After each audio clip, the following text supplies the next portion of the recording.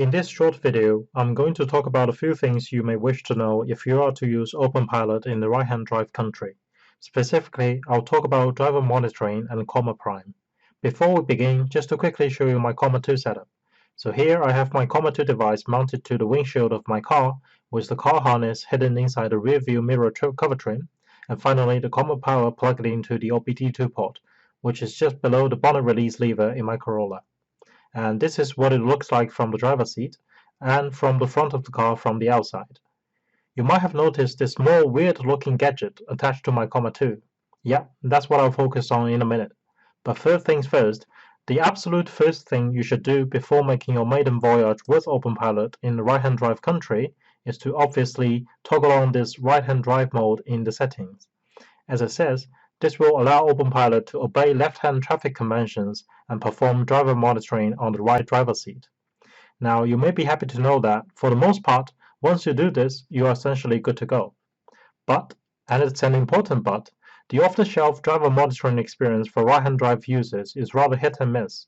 Fortunately, there is a simple fix for that as well. So, driver monitoring is part of Openpilot's safety model. It uses this driver-facing camera of the Comma 2 device to constantly check and make sure that the driver is paying close attention to the surrounding road situations. In the device settings menu, you can preview this camera to see if it has a good view of yourself at your most comfortable driving position. So here is what it looks like off the shelf.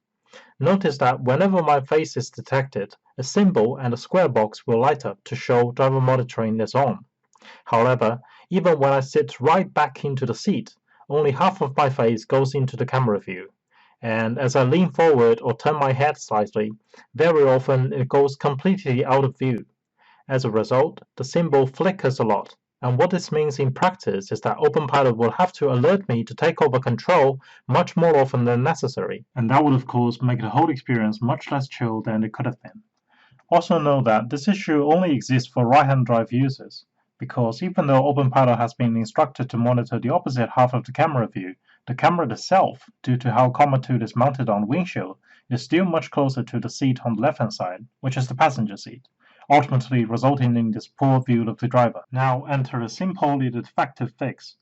This is a 0.45 wide-angle lens that you can buy from Amazon or eBay for about 10 quid. You can then simply clip it onto the Comma 2 to expand the view of the camera. Now let's see the difference. You can clearly see that now my face falls perfectly inside the region. There is no longer any cutoff, even when I move or turn around slightly. To put it into context, here's the previous view of the camera as shown inside the yellow box, and whenever my face goes out of the yellow box, it would have been cut off previously. To be fair, you might find other ways to rectify this issue, like mounting the Comma 2 slightly to the right, or adjusting your driver's seat slightly backwards, etc.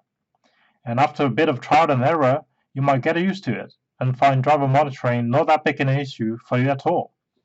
But as you can also see, the improvement brought by the simple fix is significant. Previously, I would say driver monitoring works without false alarms about 80 to 90% of the time. With this fix, it's now working 100% of the time, and I don't need to ever worry about driver monitoring giving me false alarms anymore. Finally, let's talk about Comma Prime. I'll include here the official explanation of what it is. Put simply, it's a mobile data-only service to make your Comma 2 an always connected device. And from there, you can do things like SSH into your Comma 2 from anywhere, check real-time car location, and view live snapshots from cameras, etc. It will also enable uploading your driving data to Comma while you're driving, so you can review your trip through Comma Explorer more quickly afterwards. It's definitely not necessary for everyone, but if you do want it, all you need to do is to buy a SIM card with sufficient data allowances and slot it into a Comma 2. Here in the UK, I find ID Mobile to be providing a few cheap options, and it's also what I use. So that's the end of the video. Thanks for watching, and leave your questions and comments down below.